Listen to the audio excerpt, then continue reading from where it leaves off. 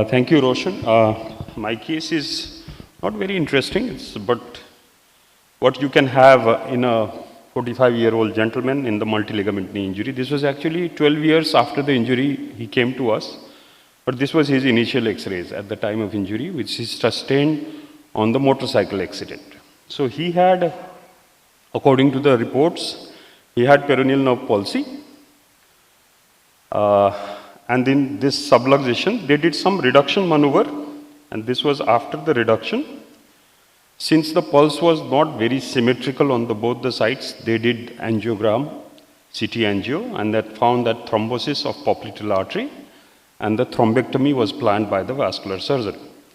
So as a sports surgeon, I'll start from Vivek. What will be your approach towards what you'll do for the stability of the knee joint, because the knee was grossly unstable? And would you do any ligament intervention, ligament repair or something at that point of time? Remember that the patient had vascular injury, thrombectomy was planned. I would always put X-fix because you don't want any even micro motion, especially when they do all these repairs. Regarding the, it may be very tempting. Most of the time the incisions are medial. The only ligament what you can approach is MCL. If you feel that you have time and these CTVS people do give you time, you can maybe fix. Otherwise, I would not do anything then. So you just put an external fixator and let the vascular surgeon do their job. Yes. Milind on that side. So what will be your approach? External fixator, probably everybody agree. Would you do something to the ligaments at that time or not? That is the point. So I'll not touch any ligaments at this point in time. I would put a spanning knee fixator, stabilize the knee, get the vascularity right, watch for the neurovascular status later, and probably everything together at a later stage. Absolutely. Any difference in opinion? Yes. Kalpesh, please. If you look at the X-ray, there is an anteromedial tibial rim fracture. Yeah. So that can be taken care with a small distal and radius plates. So if you stabilize that, then the future reconstruction would be very easy. Otherwise, this will be a constant unstable part once you start tackling the ligaments. Okay. Did you do yes, the Robert? MRI maybe? MRI? We have, but MRI was done way later. This was on the day 1. So road traffic accident found that knee It's the dislocation. vascular status. The first is vascular and then a nerve status. So there was a vascular insult. So you would do MRI for this patient, or you'll directly go ahead with the external fixator? External fixator, the revision of the popliteal artery, and then the decision what else. I didn't get that, but okay. But the MRI was not done at that time in this particular patient. So as you correctly mentioned, external fixator was put on this patient and nothing was done. Any comment on the external fixator? Too long. And then it was not reduced. Yeah, it's little posterior, still posteriorly sagged. No? So that is what actually was there. But they were in rush. The vascular surgery took little longer time, thrombectomy. So they just put an external fixator and didn't check what has done. Anyways, so after 4 weeks, the external fixator was removed. So some people, what they say is, though it is not a very healthy practice, you can temporarily stabilize the knee in, with a K-wire, thick K-wire. So the only problem is goes through the cartilage. Once it is done, put the X-fix, remove the K-wire. Okay. Not a best of the practice, but for somebody who doesn't have too many hands in the theater, don't leave the knee like this for 8 weeks. Okay. It is a very difficult job later. Okay, so this is what they did. After 4 weeks, they removed, because it was a small, although it took little longer time, but it was just a minimal invasive thrombectomy was done in this patient. So they removed the external fixator after 4 weeks and then referred to us after 6 weeks. So by the time the patient came to us, yes, it's around 10 weeks down the line, So this is what knee looked like on the left side. So what are the problem now you foresee? What are at this point of time, at 12 weeks, we did an MRI. I'll show you. Yeah, Robert. So no MRI done. So now we are planning to do MRI, but this is 12 weeks post-injury, and this is the status of the knee. So does this patient has a fixed posterior drawer? Posterior drawer? Fixed posterior drawer? I'll show you the clinical examination as well, but I'll come. There was no range of motion was around 90 degree, but the KD4 with deep peroneal nerve injury as well. So my concern here would be a fixed posterior drawer, since the X-fix was applied in a posteriorly subluxed position. I think it is mandatory to have knee neutral whenever you're putting an X-fix with a vascular injury. That would make a further life easier or a second surgeon's life easier. Okay, absolutely. Let me paraphrase this and say that reducibility of the knee joint is of paramount importance before you plan any ligament reconstruction, right? Okay, so we were lucky in this particular case, although the X-ray looked so ominous like this subluxed knee joint. These were the MRI. I'll not go into detail of the MRI because ACL, PCL, both the collaterals, PLC and the PMC was gone, along with the deep peroneal nerve injury. I'll not go into, and this is what clinically the patient looked like. You see that posteriorly subluxed, just up to 90-degree range of motion the patient was having.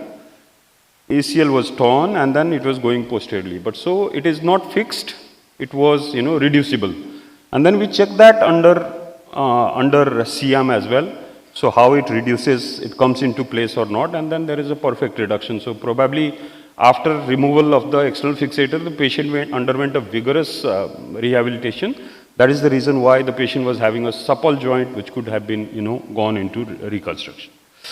So this is 12 weeks down the line. Vascular injury 12 weeks ago, joint subluxed, but it is reducible. KD3N, vascular has been taken care of 12 weeks ago. Now KD4N. So how to proceed for this patient? Again, the question is single stage or staged. So I'll start. Kalpesh? Sir, before planning surgery, I will get the CT angiography done to look at what is the position of the vessels and what is the position of the repair and see the flow basically. Second thing, if there is a common peroneal nerve injury also, then I would do a stage procedure regarding PCL reconstruction in posterolateral corner along with the post-lateral common peroneal nerve exploration and repair SOS. And in second stage, I do rest of... Shekhar, how will you take this case forward? So let's assume that the vascular injury has been taken care of. It has been cleared, yeah. And it's clear. So the patient is now having nerve injury, which can be either neuropraxia or we don't know. KD4N, yeah. Yes. So now what's most important is to maintain the relative axis. That means the relative position of the tibia with respect to the femur. So PCL is a must. Okay.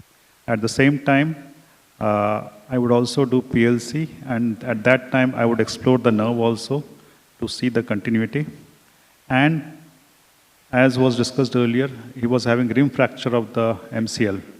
So I will look at that also. ACL, perhaps I will leave it.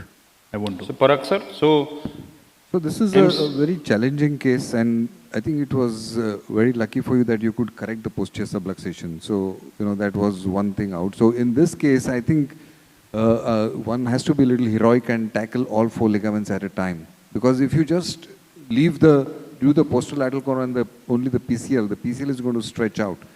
If you do just both the corners, then that subluxation might come back again. So I think this is one case for me, though I usually, if it's a fresh case, I do the corners and come and do the cruciates, the second stage. But this case, I would do all 4 ligaments together. Okay. Reconstruction. Jose, what you do in Philippines? Yeah, it's 12 weeks down the line, so we expect injury to have settled down already. We're probably not worried about compartment syndrome anymore. And I would probably address all four ligament injuries all at the same time, just one stage. All 4 at the same time. I think everyone agrees. So what we did, we decided to do all 4 at the time, but there was lots of adhesion on the posterior aspect, so that's why it took a little longer. So we changed our plan and then decided, as Shekhar said, we do medial side, lateral side, PCL, and leave the ACL untouched at that moment. And at the same time, when addressing the lateral side, we decided to do a DPN decompression of this particular case. So a vascular injury obviously was a major concern. So we did once, it was in continuous monitoring of ABI and the Doppler ultrasonography. And we did a CT angio as well, but it was all right in that particular patient. Amit, Did you use tourniquet for this? Sorry? Did you use tourniquet or without tourniquet? Yes, that's the question. Did you use tourniquet?